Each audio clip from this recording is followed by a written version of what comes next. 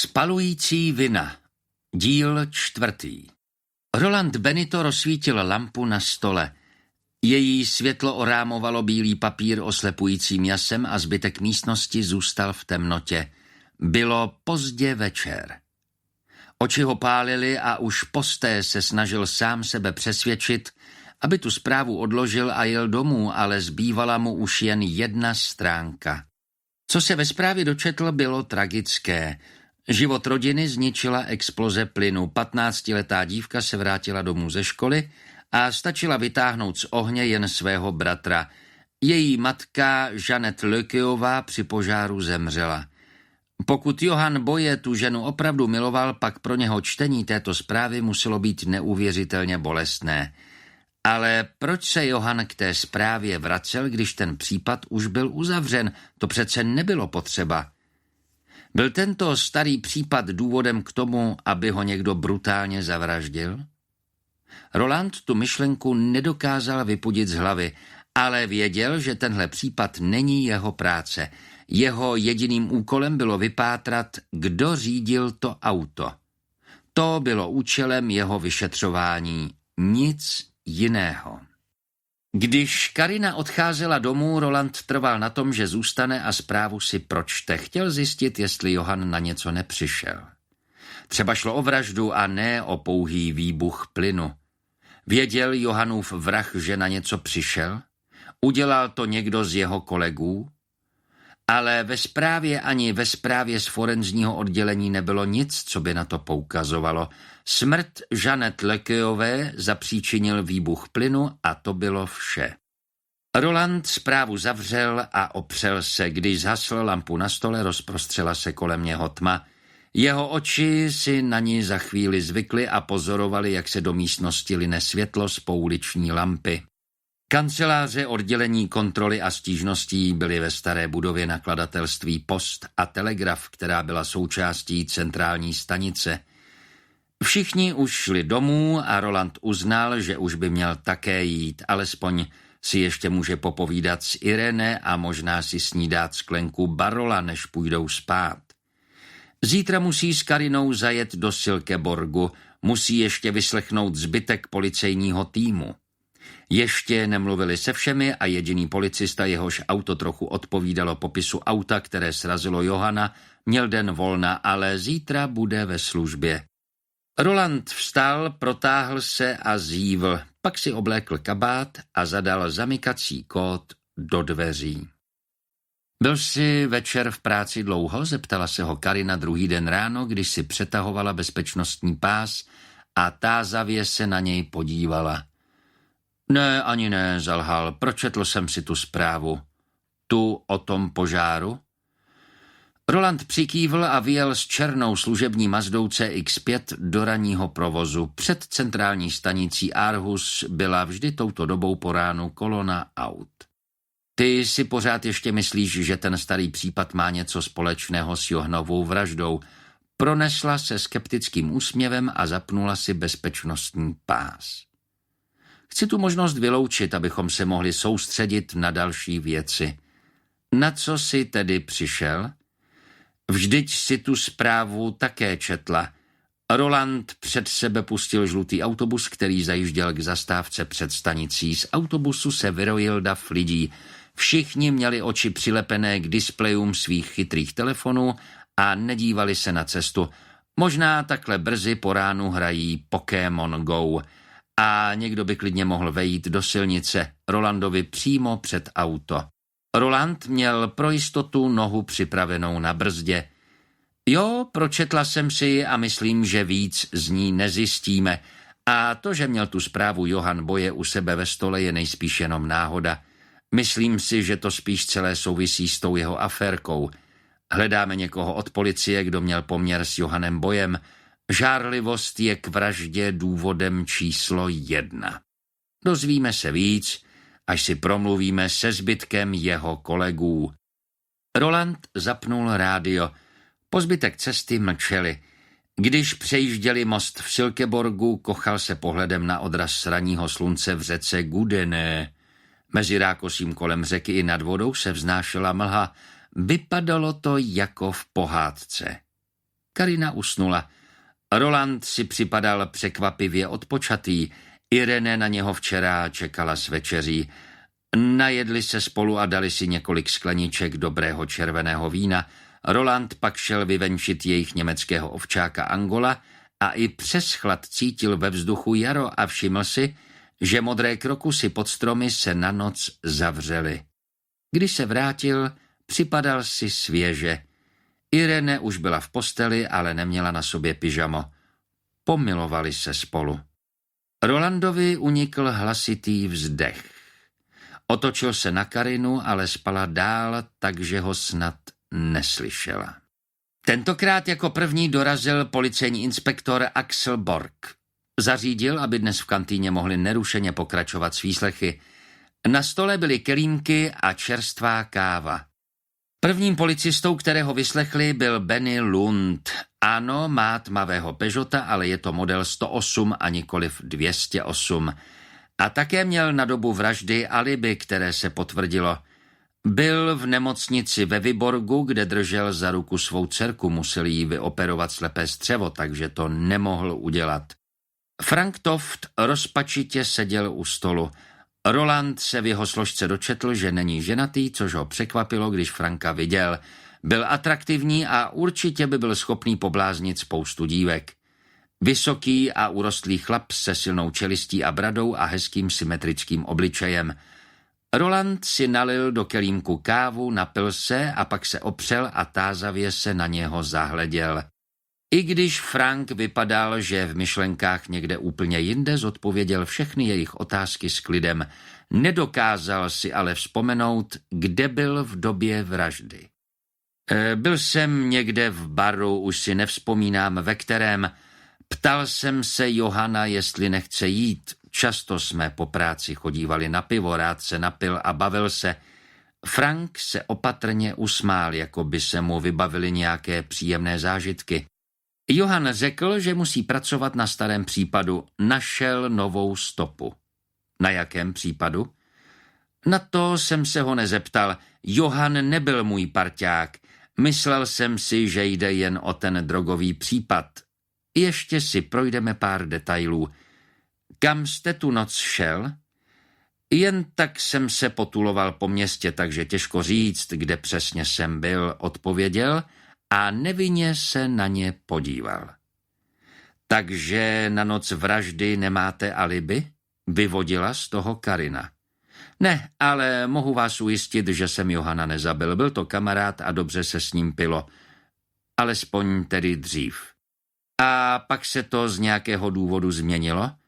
Johan se změnil, trávil hodně času s Janet, to už asi víte. Roland nevěděl, jestli to byla otázka nebo pouhé konstatování, ale přikývl. Bylo to snad tajemství? Zeptala se Karina. Znělo to, jako by Johan podváděl ji. Pro mě ne, Johan se s Janet seznámil, když jsme byli spolu na tahu, takže to přede mnou nemohl zatajit. Byla to skvělá holka. Měl jste o ní také zájem? Zeptala se úsečně Karina.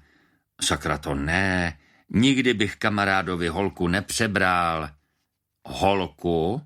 Johan byl ženatý. Jo, Alice je také skvělá, ale Frank luskl prsty.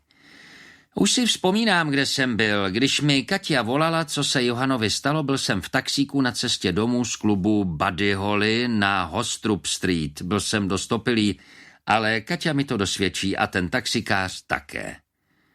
Takže jste byl v klubu Buddy Holly, když Johana zabili. Frank přikývl. My si to ověříme, ujistila ho Karina. Frank znovu přikývl. Roland pochyboval, že poslední z předvolaných Johanových kolegů má s vraždou cokoliv společného. Šlo o policistku Kaťu Olsenovou. Když Roland s Karinou o celém případu mezi jednotlivými výslechy diskutoval, došlo mu, že Karina má ovšem víceméně jasno. Poukazovala na Johanovi milostné pletky a byla přesvědčena, že právě v nich se skrývá motiv k jeho vraždě.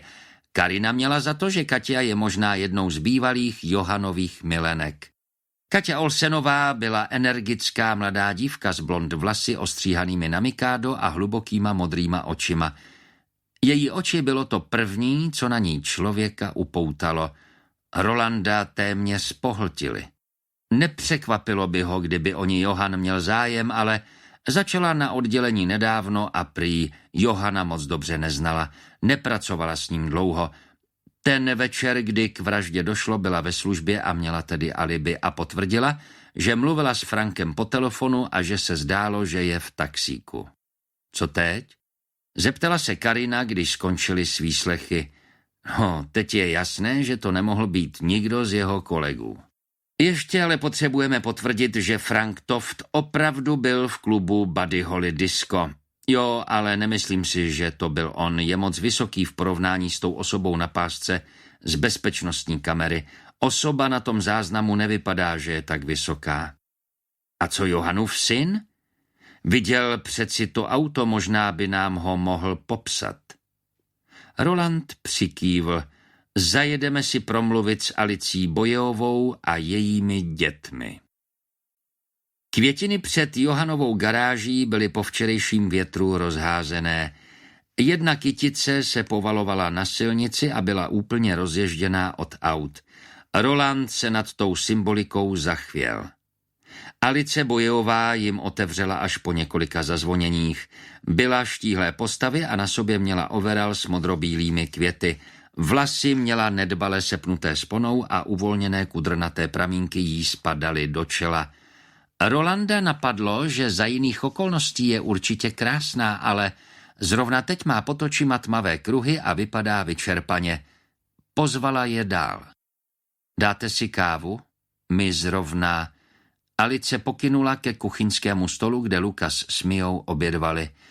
Ne, díky, my jsme kávu měli před chvilkou, omlouváme se, že vás rušíme při obědě.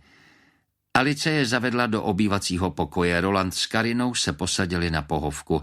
Měla světlý potah a na něm byly naskládané polštáře s tradičními severskými vzory. Alice se posadila naproti nim, najednou se zdála být nervózní. Už jste zjistili, kdo to udělal? Zeptala se potichu, aby její děti, které jedly v kuchyni, neslyšely. Bohužel zatím ne, vyslechli jsme všechny kolegy vašeho manžela a vypadá to, že to nikdo z nich nemohl být. Alice úlevou vydechla. Napadá vás někdo jiný, třeba někdo z bývalých kolegů, kdo by Johannovi chtěl ublížit? Alice se zamyslela a zavrtěla hlavou. Váš manžel podle všeho pracoval na 4 roky starém případu, šlo o požár. Mluvil s vámi někdy o něm? Zeptal se Roland. Výraz Alice se změnil, přes obličej jí přeběhl stín a semkla čelisti. Johann o práci nikdy nemluvil, ale samozřejmě jsem o tom případu věděla. Tak on na něm ještě pracoval? U Johanna ve stole se našla zpráva o tom případu a jeho kolega si myslí, že na něm pracoval tu noc, kdy byl zavražděn. Johann si prý myslel, že to nebyla nehoda. Bavil se o tom někdy s vámi? Ne. Znamená to něco? Proto ho zabili a zabil ho policajt? Alice se na ně podívala velkýma vystrašenýma očima. Bylo v nich i něco jiného, ale nedalo se to přesně vyčíst. Možná to byla nevraživost nebo zahořklost nebo nahromaděný vztek. Alice nejspíš věděla o Johannově vztahu s Jeanette Lekeovou. Opravdu se na to snažíme přijít. Pracoval Johann tenkrát na tom případu sám? Pokud si vzpomínám, pracoval na tom s ním jeho partner Torben Bjerg, ale už je to dlouho uzavřené. Byla to ta nehoda s plynem, že? Proč by Johann ještě... V očích se jí objevil nový výraz. Alici asi došlo, že její manžel na svou milenku nezapomněl, jak doufala, a bylo to pro něj jako dostat pěstí do obličeje, pomyslel si Roland. Váš syn zahlédl to auto a možná i kdo byl za volantem. Můžeme si s ním promluvit? Přerušila je Karina. Alice zavrtěla hlavou, jako by chtěla setřást nějakou myšlenku. Nevím, co Lukas vlastně viděl. Nejdřív jsem si myslela, že to byla jen jeho představivost, ale pak jsem se doslechla, že to auto zachytila bezpečnostní kamera na pumpě, kde se ten řidič otočil a nakrčila čelo, jako by pocítila obrovskou bolest. Roland cítil, že se jí hlavou honí různé myšlenky. Alice vstala a šla do kuchyně za dětmi. Karina se podívala na Rolanda. Její pohled říkal chudák ženská, ale pro ženskou solidaritu tady nebylo místo. Lukas přišel za ruku s matkou do obývacího pokoje. Zdálo se, že se stydí. Posadil se na okraj pohovky vedle Alice a zvědavě si je prohlížel. Měl na sobě tričko s Batmanem a jeho blond vlasy na ježka mu dodávali rošťácký bezstarostný výraz. Nos i tváře měl pokryté pihami. Roland si všiml jeho jasné podoby s Johannem. Měli oba stejné rysy a stejné modrozelené oči. Červené kruhy kolem Lukasových očí prozrazovaly, že plakal. Zdálo se, že ho svírá úzkost a nervozita. Rolandovi to připadalo naprosto pochopitelné vzhledem k tomu, že ten chlapec asi viděl, jak někdo přejel jeho otce. Tady ten pán a paní by se tě chtěli zeptat, co si viděl z okna, Lukasi, řekla opatrně Alice a pustila jeho ruku. Lukas si rychle strčil ruce do kapes svých džín. Proč na sobě nemají uniformy, mami? Naklonil se k matce a zašeptal trochu podezíravě. My nejsme od policie, ale oba jsme dříve u policie pracovali. Teď jsme, policie, která dohlíží na policii. Roland nevěděl, jak jinak to dítěti vysvětlit, ale Lukas souhlasně přikývl. Kdy ses podíval z okna ven, Lukasi, pamatuješ si, v kolik to bylo hodin? Ne, ale už jsme všichni dlouho byli v posteli. Já jsem nemohl usnout, čekal jsem na tátu. Chtěl jsem mu ukázat, kolik už jsem toho udělal na své ptačí budce. Takže ty stavíš ptačí budku? Zeptal se zájmem Roland. Chtěl, aby se chlapec uvolnil. Lukas pokrčil rameny a hrdě přikývl, takže to snad zafungovalo. Už je skoro hotová, chtěl jsem mi tátovi ukázat. Lukas sklopil oči, které se mu začaly zalévat slzami. Roland polkl knedlík v krku. Takže si slyšel tátu přijít domů? Lukas přikývl. Vykoukl jsem z okna, to zlé auto bylo zaparkované na ulici před domem, kde bydlí Marta a Gunnar. To jsou sousedi, starší manželé, dodala Alice. To auto tam bylo zaparkované, když táta přijel domů. Ano, ale mělo zhasnutá světla. Roland se podíval na Karinu, ale ta z chlapce nespouštěla oči. Můžeš nám to auto trochu popsat? Zeptala se ho. Lukas přikývl. Zorničky se mu rozšířily, upřeně se díval před sebe, jako by si všechno znovu začínal vybavovat. Bylo to zlé auto, táta vyšel z garáže a všiml si ho. Max začal štěkat. To je sousedovic pes, doplnila znovu Alice. Co se stalo potom, Lukasi? Zeptala se Karina. Najednou se tomu autu rozsvítila světla a rozjelo se, srazilo tátu a on... Z očí se mu začaly řinout slzy a spodní red se mu začal třást. Táta ležel na silnici, na hlavě měl krev a nemohl se zvednout, zavzlikal Lukas. Chtěl jsem mu jít na pomoc, ale nemohl jsem se pohnout z místa, pofňukával. Lukas se už neudržel a po tvářích mu plným proudem stékaly slzy a teklo mu z nosu.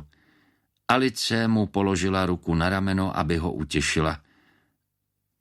Je tohle opravdu nutné? Zeptala se. Roland přikývl. Už jsme skoro hotoví, Lukasi. Všiml jsi, kdo to auto řídil? Jo, vzal jsem si svého Batmana a najednou jsem se zase mohl hýbat.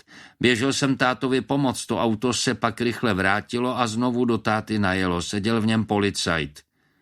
Ty jsi u toho byl, Lukasi? Vykřikla šokovaně Alice a přivinula plačícího Lukase k sobě.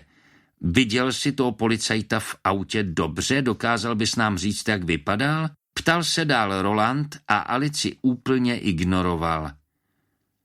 Lukas přitiskl obličej na Alicin krk a plakal ještě hlasitěji a zavrtěl hlavou. Viděl jsi toho policistu někdy s tátou? Pokračovala Karina. Lukas znovu zavrtěl hlavou. Já myslím, že Lukas už nic dalšího neví, že ne, zlatíčko. To už stačí, pronesla Alice vážně. V očích měla také slzy a hladila svého syna po zádech. Vzlikal a třásl se. To je v pořádku, Lukasi, jestli si ještě na něco vzpomeneš, tak to řekneš mamince a ona nám zavolá, ano? Alice přikývla místo svého syna. Běž za Miou, Lukasi, je u sebe v pokoji, řekla mu a jemně ho postrčila ke dveřím. Není na tom nejlépe, ani Mia na tom není moc dobře, vlastně my všichni. Je mi líto, že vám nemůžeme více pomoct. Netušila jsem, že Lukas šel ven, že... Chudák chlapec, řekla, když Lukas odešel. Když Alice vstala, Karina s Rolandem se také postupně zvedli. Roland vytáhl z kapsy vizitku a podal ji Alici. Zavolejte mi, pokud vás ještě něco napadne, ano? Alice se na vizitku letmo podívala a doprovodila je ke dveřím. Takže jste si jisti, že to byl policajt? Třeba Lukas nic neviděl, třeba jen... Hlesla tiše. My na to přijdeme, přislíbila Karina. Alice otevřela vchodové dveře, ale najednou vypadala, jako by si na něco vzpomněla. Ptali jste se mě na Johanovi kolegy, jestli mu někdo mohl chtít ublížit. Vzpomněla jsem si, že kdysi měl poměr s jednou kolegyní, vím to, protože mi poslala jednou večer zprávu. Bylo to přesně na moje narozeniny 12. června. Johan byl na konferenci a když jsem na něho uhodila, řekl mi, že to je kolegyně a že s ní nic nemá, ale že ona... No, že ho uháněla, prý ho pronásledovala. Alice se nervózně poškrábala na krku a nechala na něm ruku, jako by si chtěla změřit tep. Pak se zadívala na Rolanda posmutnělýma, hnědýma očima. Jak dlouho to je? Zeptal se Roland. Johan tehdy pracoval u policejního útvaru v jihovýchodním Judsku asi tak před 5 lety. Bylo to těsně předtím, než jsme se sem přistěhovali, když jsem dostala práci tady v krajské nemocnici. Jak vás napadla právě ona? Já vlastně ani nevím, odpověděla Alice zaraženě. Možná, protože jsem měla pocit, že se s ní Johan znovu vídá, nepřiznal to, ale možná ji nedávno přeložili k němu na oddělení, alespoň mě to napadlo. Jak se ta žena jmenuje? To nikdy neřekla a tu zprávu poslala ze skrytého čísla, takže jsem nikdy nezjistila, o koho šlo. Byla zlá, vyhrožovala mi. Chtěla, abych Johana opustila, tvrdila mi, že ji miluje. Snažila se to mezi námi zničit, ale nepodařilo se jí to, vlastně naopak. Alice se na ně usmála, ale její úsměv nebyl moc přesvědčivý. Díky za pomoc, Alice, ozveme se vám, pokud bychom potřebovali další informace. Alice jen přikývla a zavřela dveře. Ten kluk to opravdu všechno viděl na vlastní oči, zamumlal Roland. To je hrůza a je neuvěřitelné, jak dokážou muži ženy obalamutit, rozčilovala se Karina, když šli po schodech k autu. O čem to mluvíš, o té pronásledovatelce? Stalkerky nejsou úplně ojedinělé. Ne, samozřejmě, že ne, ale slyšeli jsme už řadu historek o Johanově zálibě v ženách. Divila bych se, kdyby Johanovi Alice na tu historku o pronásledování skočila. Někdy je snadnější uvěřit lžím, kdyby bylo více žen jako Alice, nebylo by tolik rozvodů. Naivní jako Alice? Roland si uvědomil, že co řekl, nebylo vůči Karině, která se nedávno rozvedla právě kvůli nevěře, příliš citlivé, ale nemyslel to tak. Ale kdo je pak ta policistka, která tak moc chtěla Johana Boje získat? Změnil Roland téma hovoru, otevřel dveře od auta. Jsem si jistá, že ti dva měli poměr, přesně to mě napadlo, když se mi viděla při výslechu. Je velmi hezká a... Cože, kdo? Roland nasedl do auta současně s Karinou. Přece Katia Olsenova teprve nedávno nastoupila k policii v Silkeborgu a je na oddělení jediná žena. Roland si mnul strniště na bradě.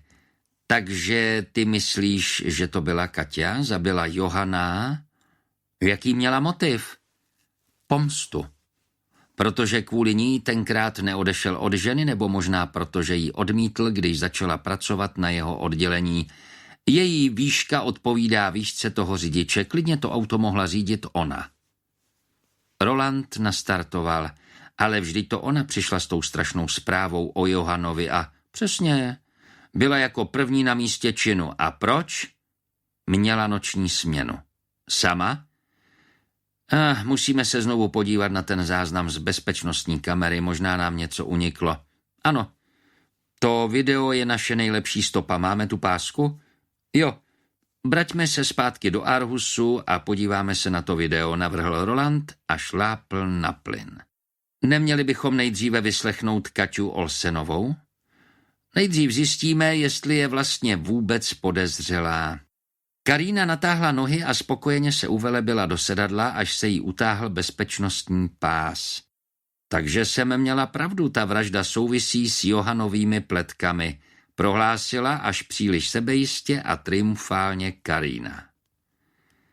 Zatím je brzy na jakékoliv závěry, Karíno, ale souhlasím s tebou v tom, že kromě toho starého případu by Johanova vražda mohla mít i jiné motivy. Bylo 3:45, když vystoupali po schodech do budovy oddělení kontroly a stížností. Pustili si záznam z bezpečnostní kamery a sledovali jej po jednotlivých stopách. Zaostřovali a soustředili se na drobné detaily. Naštěstí majitel pumpy zakoupil velice kvalitní barevnou bezpečnostní kameru. Kdyby v noc vraždy nebyla taková tma a svítil měsíc, a pokud by se na pumpě to auto neotočilo tak rychle, dal by se rozpoznat obličej pachatele, jenže takto byly jeho rysy příliš tmavé a rozmazané. Karína zastavila na stopě, kde se řidič s autem otáčí, aby se mohli podívat do okénka řidiče. Karína zaostřila na ruce na volantu, který na tmavém pozadí bíle zářil. Zesvětlila obraz a trochu jej skorigovala. Podařilo se jí ho téměř celý odpixelovat. To je určitě policejní uniforma, ne? Ano, a je jasně vidět čepice. Vypadá to, že měla zakrýt řidičův obličej. Žádné prstýnky, náramky ani nic jiného, ale podívej se, Rolande, to je přeci lak na nehty, pokračovala Karína. Roland zamrkal. Jo, vypadá to tak, asi to je červený lak. No to je, Rolande. Nevybavuji si, že by některý z policistů, které jsme vyslechli, měl nalakované nehty, ale všiml jsi, že Kaťa Olsenová měla nalakované nehty? Roland zavrtěl hlavou, ničeho si nevšiml. Světle červený mramorovaný lak, ale ženy mění barvu nehtů podle nálady nebo oblečení. Možná jí ta červená ladila ten den s tou vraždou, červená jako krev. Neupínej se k tomu, Karino, varoval jí Roland. Zkusme se podívat, jestli na ní ještě něco nezjistíme. Karína vytiskla ty nejostřejší fotky, pak si stoupla za Rolanda s šálkem kávy v ruce, zatímco on pátral ve svém počítači po informacích o Katě Olsenové. Katě bylo 39 let a v roce 1999 chodila na policejní akademii v Kodani. Po maturitě se vrátila do svého rodného města Horsens a začala pracovat u policie jihovýchodního Judska. Pracovala tam od května 2002 až do února tohoto roku. Dala tam výpověď s tím, že chtěla novou výzvu u útvaru policie centrálního a západního Judska. Nastoupila na oddělení, kde pracoval Johan Boje. Říkala jsem ti, že to byla ona, povzdechla si mu za zády Karína. Ještě není obviněná, ale kdy Johan Boje pracoval u útvaru jihovýchodního Judska? Rolandovi se podařilo informace o Johanovi najít. Pracoval tam od roku 2003 do června 2011 na stejném oddělení jako Kaťa Olsenová. Bingo! Alice přece říkala, že ta výhružná zpráva jí přišla asi před 5 lety. Mohlo to být 12. června 2011. Možná, že se nepřestěhovali do Silkeborgu jen kvůli nové práci jeho ženy, možná, že se Johan Boje potřeboval Katě Olsenové ztratit. Takže teď mu věříš? Neříkala si náhodou, že si vymyslel nějakou šílenou pronásledovatelku, aby obalamutil svou naivní manželku? Karína otráveně zavrtěla hlavou. Jen si to snažím všechno dát dohromady, ano? Jistě. Roland potlačil krátký úsměv, jenomže my nevíme, jestli ho Katia opravdu pronásledovala, nebo jestli byla zhrzená milenka. Třeba Katia tu zprávu Alice neposlala, mohla to být Žanet Lekeová.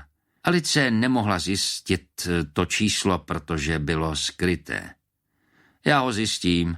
Operátoři musí uchovávat informace 5 let, takže možná budeme mít štěstí.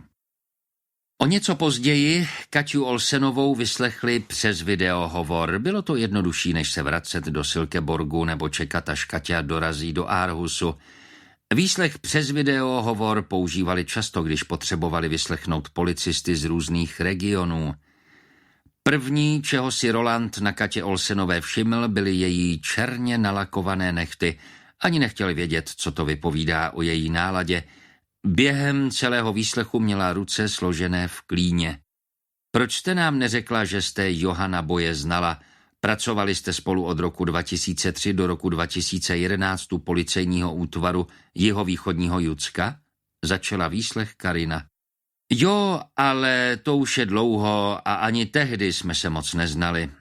Katia vypadala zaskočeně. To je divné. Vzhledem k tomu, že jste jeho ženě 12. června 2011 poslala výhružné zprávy asi tak v 19:30. Roland nechal na Karíně, aby vedla výslech. Opřel se a zkoumal Katin obličej na obrazovce. Její výraz se změnil z překvapeného na ostražitý. Operátor nám potvrdil, že byly odeslány z vašeho čísla. Víte přece, že čísla se dají vysledovat, pokud je k tomu dobrý důvod, i když jsou skrytá. Vyhrožovala jste Alici Boyeové a psala jste jí zprávy o vašem poměru s jejím manželem. Prý miloval vás více než ji. Karina to na Kaťu téměř vyštěkla. Roland se na ní trochu vyděšeně podíval a převzal výslech. Večer, kdy došlo k té vraždě, jste byla ve službě, takže máte alibi. Kde přesně jste v době smrti Johana byla?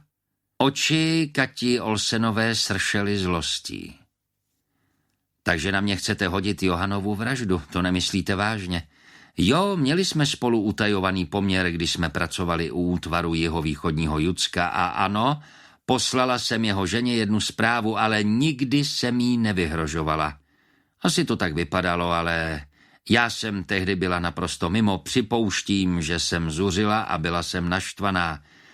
Věřila jsem všemu, co mi nasliboval, ale zjistila jsem, že ojel snad každou ženskou na téhle planetě. Když odcházel k policii centrálního západního Judska, už si to stihl rozdávat s nějakou další a na mě zapomněl a odkopl mě jako kus použitého hadru. Kaťa se zhluboka nadechla. Jak se tak rozčilovala, úplně u toho zapomněla dýchat. Proč jste se tedy přestěhovala do Silkeborgu a začala jste pracovat na stejném oddělení jako Johan Boye? Zeptala se Karina. Katia pokrčila rameny. No to byla náhoda. Můj manžel odsud pochází, vzali jsme se krátce po Novém roce. Zvedla ruku a ukázala jim svůj zlatý prsten. Jestli si to chcete ověřit, byli jsme oddáni v kostele v Silkeborgu v sobotu 9. ledna v 11 hodin. Roland s Karinou se na sebe podívali a mimochodem, pokračovala Katia, můj manžel vám potvrdí, že jsme spolu v době Johanovy vraždy telefonovali. V práci se to strašně táhlo a já jsem se nudila, tak jsem mu zavolala a mluvili jsme spolu téměř hodinu až do chvíle, kdy mě zavolali k nehodě před Johanovým domem. Jestli ještě máte ten záznam volaných čísel z mého telefonu, pak by nemělo být tak těžké si to ověřit. Takže když jste přijela do Silkeborgu, už jste k Johanovi nic necítila? Pokračovala Karina. Ne, už ne. Jsme oba dospělí, Johan mi pogratuloval ke svatbě. Pozvala jsem ho, ale odmítl. Chtěl se věnovat své rodině. Víte něco o tom starém případu požáru, který vyšetřoval? Zeptal se Roland. Vrátil se ke staré teorii. Slyšela jsem o tom případu, ale nevěděla jsem, že na něm zase začal dělat. Na té ženě, která uhořela, mu muselo záležet. To s ní si po mně začal jen tak mimochodem. Tehdy jsem neskutečně zuřila, protože mě jen tak odkopl, ale už je to 5 let a je to pryč. Alespoň pro mě. Je to za mnou. Nejsem si jistá, že to tak cítí i jeho žena. Alice o záletech svého manžela určitě věděla. Mohla to být ona, uvažovala nahlas Karina potom, co ukončili výslech a ujasňovali si fakta. Takže ty myslíš, že si oblékla manželovu uniformu a dvakrát ho srazila autem chladnokrevně a cynicky a ještě přímo před jejich synem? O tom dost pochybuji, odpověděl Roland. Nezdálo se mu to. Ze všech podezřelých měla k vraždě nejsilnější motiv. Pokud je v tom žárlivost, pak ano. Rolanda přerušil hlavní vyšetřovatel Viktor Enevolcen, který vešel do kanceláře, aniž by si ho Roland s Karinou všimli. Viktor si stáhl rukávy svého sportovního saka, urovnal si kravatu a zůstal stát u Rolandova stolu. Přijel z Kodaně. V noci zemřel v celé jeden vězeň a Viktor musel být přítomen u pitvy, aby se objasnila příčina mužova úmrtí. Roland doufal, že se mu takovéhle úkoly na oddělení kontroly a stížnosti vyhnou, ale někdy to vyšetřování vyžadovalo. Tak co se tady děje? Mluvil jsem s Axlem Borgem, vyšetřovatelem policie v Silkeborgu, a také je tam nahánějí novináři. Chce vědět, jestli už máme hotové tiskové prohlášení, aby měli klid. Já se s ním hned spojím. Ještě nemáme moc informací, ale můžeme upustit od toho videa z bezpečnostní kamery. Pracujeme teď na nových informacích a chystáme se vyzvat svědky, aby se nám přihlásili, informovala ho horlivě Karina. Viktor Enevolcen spokojeně pokýval hlavou. Dobře, tak to udělejte. Posadil se na roh Rolandova stolu. Takže s vyšetřováním jsme zatím nepokročili? Můžeme s jistotou říci, že řidič měl na sobě policejní uniformu a máme podezření, že šlo o ženu, protože z toho záznamu to vypadá, že osoba za volantem měla nalakované nehty. Samozřejmě to nemusela být opravdová policejní uniforma a tím pádem to možná nebyl nikdo od policie. Pokud se to prokáže, pak bychom museli případ předat. Ano, pak už by to s námi nemělo nic společného, ale počkejme si, jestli se nám nepřihlásí více svědků. Jak to šlo v Kodani? Žádné stopy po násilí. Policista, kterého podezírali, že zavinil smrt toho vězně příliš hrubým zacházením, si teď může oddechnout.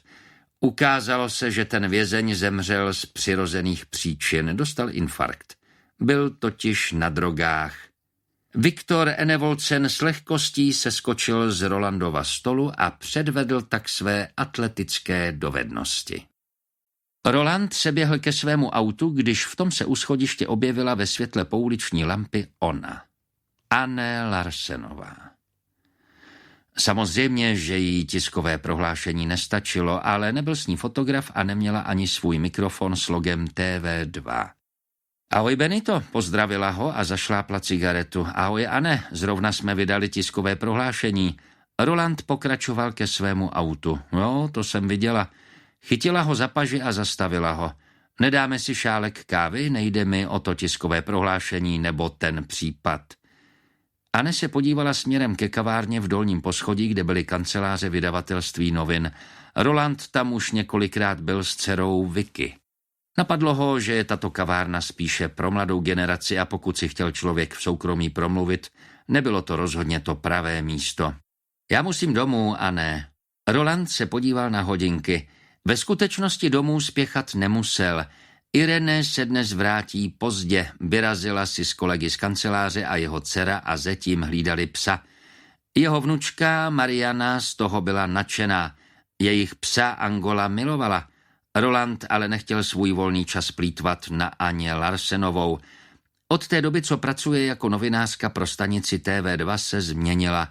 Není už sice tak dotěrná a vytrvalá jako dříve, když psala různé sloupky, ale Roland se novinářům prostě vyhýbal, obzvláště ve svém volném čase. Mohli bychom zajít do Baresa, tam nebude tolik lidí a židličky tam nejsou tak blízko u sebe, pokračovala Anne, jako by mu četla myšlenky.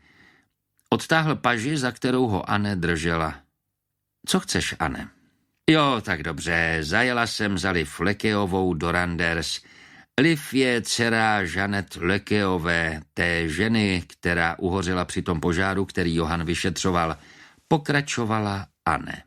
Anne Larsenová už si toho zjistila docela dost a pravděpodobně jen chtěla další informace. Víš přece, že s tebou o Johannovi ani o tom případu nemůžu mluvit. Ano. A o tom jsem s tebou ani mluvit nechtěla. Pojď se mnou na kafé, Rolande, zvu tě, navíc ta kavárna je skoro italská, ne? Roland si dal klíče od auta zpátky do kapsy a znovu se podíval na hodinky. Probudila se v něm zvědavost. Anne si většinou všímala detailů, které ostatním uniknou.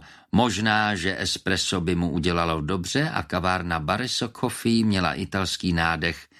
Baresso byl první řetězec kaváren v italském stylu v Dánsku, který založil jeho krajan Kenneth P. Luciani.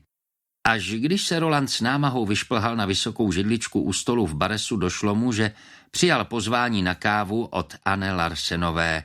Jejich stůl byl naproti oknu, takže viděl žlutou budovu stanice, kde pracoval. Ve tmě krásně svítila. Anne se vrátila od baru s tácem, na kterém byl maličký bílý šálek s espresem a další šálek s logem Baressa, na kterém bylo hořící kávové zrno kaštanové barvy. Posadila se vedle něho. Díky, že jsi souhlasil a udělal si čas, Benito. Neřekl bych, že souhlasil, zabrumlal Roland. Anne se jen usmála. Roland upil trochu espressa, bylo docela dobré. Espresso se musí pít 3 rychlými loky, jeden hned za druhým, dokud je ještě horké. Takhle espresso pijí v Itálii a Roland byl v pokušení dodržet zvyk, aby mohl jít co nejdříve domů. Byl si ale jistý, že Anne ho jen tak lehce odejít nenechá. Obával se, že vypít velký šálek latte a sníst ten obrovský kus tiramisu, co si dala, jí potrvá celé hodiny. Kolem okna naproti jejich stolu prošla skupinka mladých lidí, 2 z nich na ně udělali obličej, rozesmáli se a zmizeli v ulicích města. Roland nechápal tento nový koncept restaurací a kaváren s ohromnými okny. Při obědě sedíte ve výloze a připadáte si jako párek zvířat v zoo a stejný názor měl i na fitness centra tohoto typu. Obrovskými okny můžete pozorovat, jak tam lidé pracují na svých tělech. Všichni vás vidí, jak se nejdříve nacpete kaloriemi a pak se můžou podívat, jak se jich zase snažíte zbavit. Ne, že by Roland měl s fitness centry tolik zkušeností, jen kolem nich projížděl, protože byla samozřejmě umístěná kolem velmi rušných silnic. Lidé se rádi vystavují, jsme národem exhibicionistů. Jak už jsem řekla, mluvila jsem s Liv Lekeovou, je to dcera Jeanette Lekeové, té ženy, která zemřela při požáru, který Johann vyšetřoval. Zopakovala mu Anna, jako by snad myslela, že už to zapomněl. Ach jo, tohle je nadlouho, pomyslel si Roland. Jo, to si říkala. Víš, že Jeanette má také syna? Ano. Její dcera ho zachránila z jejich hořícího domu. Zachránila je přehnané, řekla Anne a mrkla na něho. Je mu 27 let a žije v pečovatelském ústavu, v podstatě je z něho zelenina, nebo to tak alespoň vypadá. Netušil jsem, že je postižený.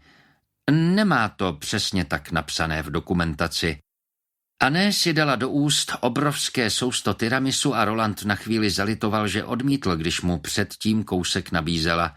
Pak se mu vybavilo fitness centrum a velká okna a raději se znovu trochu napil ze svého maličkého šálku. Už si zjistil, proč Johann ještě pořád dělal na tom starém případu? Říkala si, že ti o ten případ nejde. Nejde. Jde mi o ty děti, ale i tak. Jak jsi na to přišla? Mluvila jsem s jedním Johannovým kamarádem z fotbalu, pracuje na té pumpě, kde se to auto otočilo, na té s tou bezpečnostní kamerou. Roland přikývl. Říkal, že Johann si potrpěl na ženy a že s tou ženou, která při požáru zemřela, něco měl. Roland znovu přikývl. Tohle už věděl. Všiml si mladé dívky v krátké sukni a vysokých kozačkách, která na sobě měla černou koženou bundu do pasu. Blond vlasy jí zářily ve světle okna, když procházela kolem. Roland si uvědomil, že dívat se na lidi do tmy má své výhody. Johann Boje měl podezření, že ten požár, při kterém jeho milenka zemřela, nebyl jen nešťastná náhoda, ale tohle už asi víš, i když ses o tom v tiskovém prohlášení nezmínil. Ty se ze mě něco snažíš dostat, Anne, ale víš dobře, že ti nemůžu nic potvrdit. Máš něco, co já nevím? Nemluvil jsi s dcerou té ženy, Liv Lekeovou, že ne? Ne, neměli jsme k tomu žádný důvod. Vyšetřujeme, kdo řídil to auto, které zabilo Johanna Boje, protože všechno nasvědčuje tomu, že šlo o policajta. Ano, to samozřejmě vím, ale pokud nevíte nic o Johannovi, pak bude těžké jeho vraha najít, i pokud to byl někdo z jeho kolegů. A napadlo tě, že ta uniforma třeba nebyla pravá? Jistě, nejsme žádní amatéři, snažíme se na to přijít. Zatím se nám toho policistu nepodařilo najít, připustil. Tohle jí Roland říci mohl. Všechno to bylo v tiskovém prohlášení. Kdo mohl mít k té vraždě motiv? Jak se zdá, nikdo z jeho kolegů. Když se zaměříme na ten požár a připustíme, že šlo o úmysl a že Johann zjistil, kdo oheň založil, nedal by se v tom najít nějaký motiv? Ne. Roland odmítavě potřásl hlavou. Nechtěl se s Anne o tom případu bavit a protože k němu neměla nic nového, Roland si dal třetí a poslední doušek svého espressa a litoval, že ho nechal vystydnout. Třeba je ten policajt z jiného okrsku, pokračovala Anne a přivoněla si ke svému tiramisu. Roland začal tušit, že něco ví. Byl s ní v takové situaci už mnohokrát a dobře znal ten výraz v jejich očích, ostražitý, bystrý a zároveň trochu provokativní. Tak co pro mě máš, Anne? Podíval se na hodinky, aby jí naznačil, že už nemá moc času. Johann Boje možná pátral po pachateli na vlastní pěst. Co jiného mu zbývalo, když případ už byl uzavřen? Roland pokrčil rameny. Navštívil Vilace Lekeho v den své vraždy. Proč za ním podle tebe byl? Za Vilacem Lekem? Ano.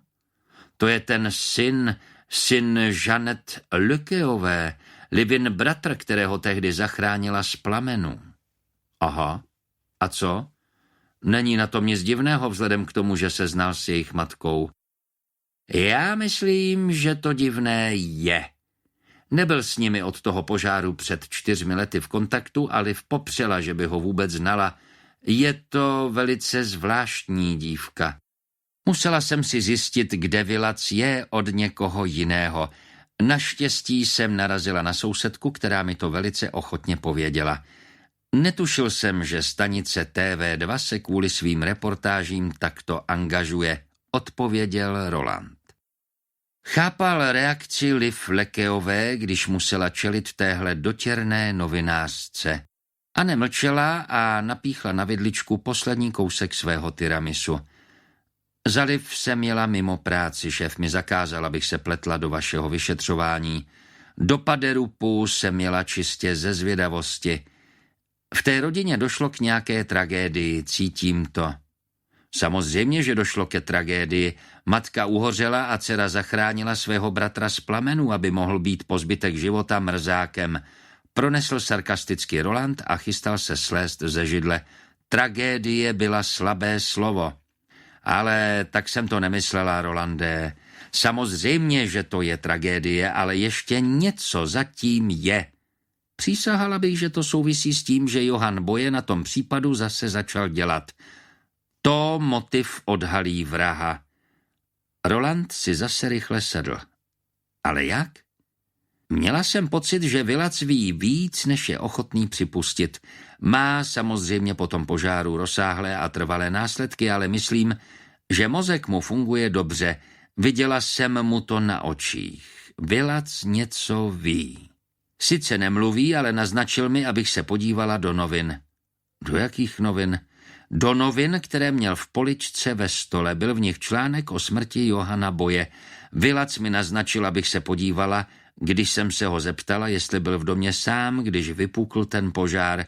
Myslím, že ví, kdo ten požár založil. Pokud ovšem ten požár někdo založil, podle vyšetřování ho způsobil únik plynu, a ne. Pak mi teda vysvětli, co Johana Boye vedlo k tomu, aby se znovu pustil do toho případu. Něco se muselo stát a ne tak dávno a toho přesvědčilo, že jeho domněnky se zakládají na pravdě. A ty si myslíš, že Vilac na ty noviny ukázal, aby označil Johana Boye? Ano. Třeba u toho požáru byl? Možná se o ten případ zajímal, aby zahladil své stopy a ne, aby zjistil, co bylo příčinou toho požáru. Třeba mu došlo, že někdo ví, že v tom měl prsty. Někdo z kolegů, nebo dokonce Vilac. Roland mlčky zavrtěl hlavou. To se mi zdá přitažené za vlasy, řekl. A přesně takhle začala celá řada vyšetřování, do kterých se Anne Larsenová Rolandovi připletla, když ještě pracovali pro policii východního Judska a ona byla dočerná novinářka, která ho neustále otravovala a pletla se mu do práce, jak to obvykle bývá jen v kriminálních románech.